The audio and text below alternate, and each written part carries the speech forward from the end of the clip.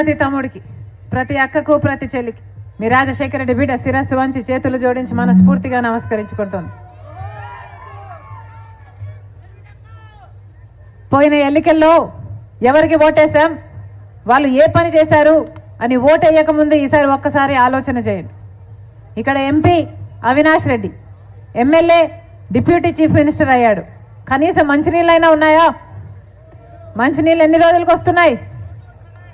మరి ఎందుకు వేసినట్టు వీళ్ళకు ఓట్లు? మీరిచ్చిన అధికారంలో వీళ్ళు చేస్తున్నది ఏమిటి?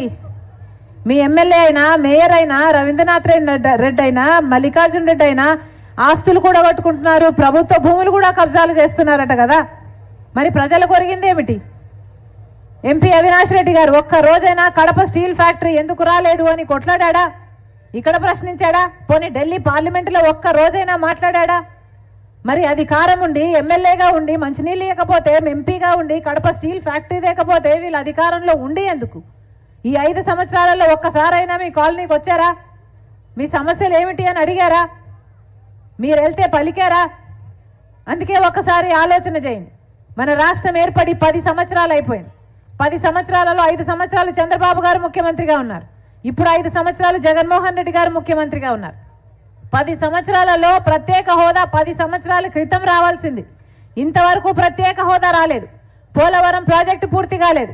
ఒక రాజధాని ఇది అని చెప్పుకోవడానికి లేదు. మన బిడ్డలు ఉద్యోగాలు చేసుకోవడానికి లేదు.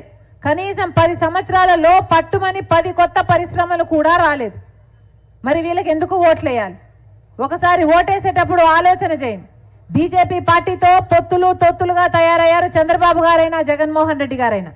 ఏ బీజేపీ పార్టీ అయితే ముస్లింలకు 4% రిజర్వేషన్ కూడా తీసేస్తామని బెదిరిస్తుందో, ఏ బీజేపీ పార్టీ అయితే గత కొన్ని సంవత్సరాల క్రితం మణిపూర్ ఘటనలో క్రైస్తవులను ఊచకోత చేశారో, అదే బీజేపీ పార్టీకి చంద్రబాబు గారు పొత్తు పెట్టుకున్నారు. అదే బీజేపీ మోడీతో జగన్మోహన్ రెడ్డి గారు తొత్తయ్యారు.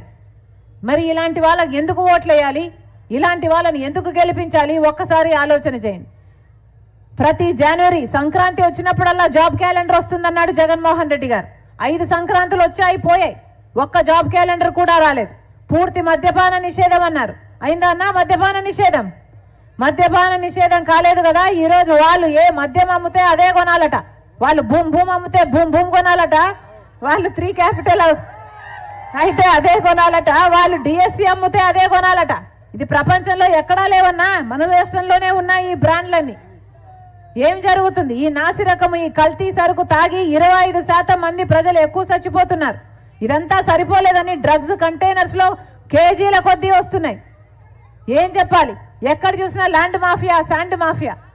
ఇదేది సరిపోలేదన్నట్టు ఇప్పుడు హత్య చేసిన వాళ్ళను కూడా జగన్మోహన్ రెడ్డి గారు పక్కన పెట్టుకొని కాపాడమే కాకుండా మళ్ళీ 5 సంవత్సరాల తర్వాత అదే ఎంపీకి మళ్ళీ టికెట్ ఇచ్చాడు అంటే సొంత చిన్నానకు కూడా గౌరవం లేకపోతే మరి ఇలాంటి వాళ్ళు నాయకులైతే మన రాష్ట్రం బాగుపడుతుందో లేదో ఒకసారి ఆలోచన చేయండి.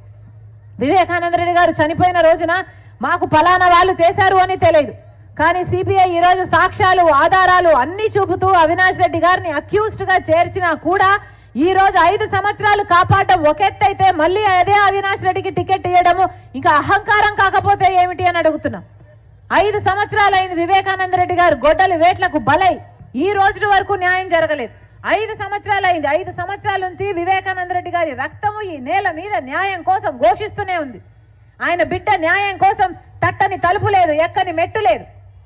ఈ రోజు వరకు న్యాయం చేయలేదు. అందుకే ప్రజా కోర్టులో తీర్చుకోవాలని ఈ రోజు రాజశేఖర రెడ్డి బిడ్డ, వివేకానంద రెడ్డి బిడ్డ కొంగు చాచి న్యాయం అడగడానికి మీ ముందుకు వచ్చారు. మనసు పెట్టి ఆలోచన చేయండి. మీరు న్యాయం పక్కన ఉంటారో, నేరం పక్కన ఉంటారో ఒక్కసారి ఆలోచన చేయండి.